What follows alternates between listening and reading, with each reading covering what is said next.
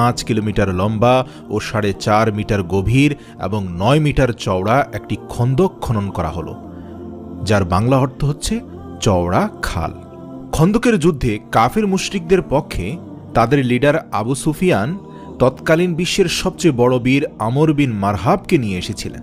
আরবের বড় বড় পালোয়ানেরা পর্যন্ত আমর বিন মারহাবকে ভয় পেত।